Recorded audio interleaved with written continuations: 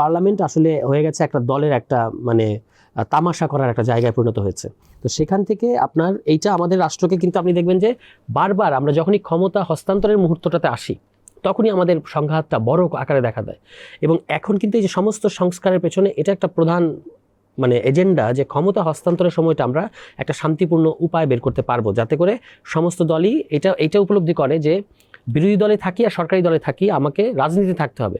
এমনভাবে আমি সরকার হব না যে সরকারের বাইরে গেলে আমার রাজনীতি থাকবে না, আমি আওয়ামী লীগের মতো মানে আমরা কেউ বাঘের পিঠে চড়বো না, চড়বো না, আমি আমার কোনো এক্সিট মানে না থাকে। সবসময় যে কোনো সংস্কার, যে কোনো নিয়ম বা পরিবর্তন নিজেকে বিরোধী দলের আসনে বসিয়ে চিন্তা করা উচিত। কিন্তু আমরা যখন এবারও যখন সংস্কারের ডিবেটগুলো হলো জাতীয় ঐকমত্য কমিশনে, দলগুলো যখন একদম কাণ্ডজ্ঞান দিয়ে যেই সংস্কারগুলোকে ভালো বোঝা যাচ্ছে সেগুলোরও যখন বিরোধিতা করছে, সেইটা আমার কাছে মনে হয়েছে যে তারা নিজেদেরকে সরকার ভেবে তারপর যে আমরা সরকারে থাকলে আমাদের অসুবিধা হবে।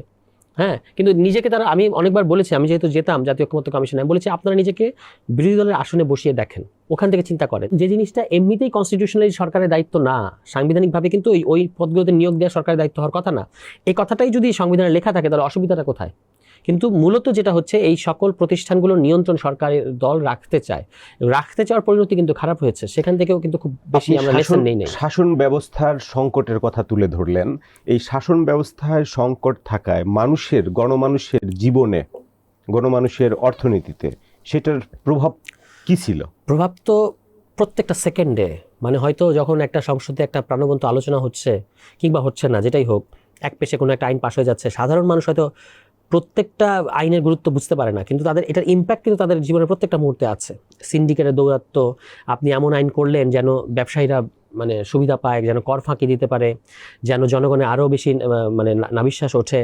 কিংবা ধরেন এই যে হোল্ডিং ট্যাক্সের বিষয়, যে আপনি এখন একটা সিটি কর্পোরেশন একটা নিয়ম করেছে না, যে আপনি বাসার বা আপনার যে বাড়িতে থাকেন সেটার সেবার মানের অনুযায়ী আপনাকে হোল্ডিং ট্যাক্স দিতে হবে। এটা একটা ওয়েলকাম চেঞ্জ।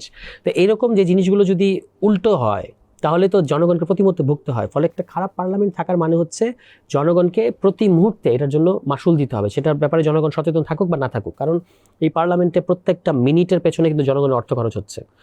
পার্লামেন্টারিয়ানরা জনগণের পয়সায় বেতন পাচ্ছে, অন্যান্য সুবিধা পাচ্ছে, ফলে তারা কি মানে ঠিকমতো পারফর্ম করছে কিনা, এটা হচ্ছে জনগণের জন্য যে মানে খুব জরুরি। তারা যদি ঠিকমতো পারফর্ম না করে, যদি ভালো পার্লামেন্টারিয়ান, যার রাষ্ট্র এবং সরকার প্রশাসন ইত্যাদি সম্পর্কে ভালো ধারণা নাই, এমন লোকেরা যদি ওখানে গিয়ে বসে থাকে, তাহলে কিন্তু পার্লামেন্টটা মানে ফাংশনাল থাকবে না।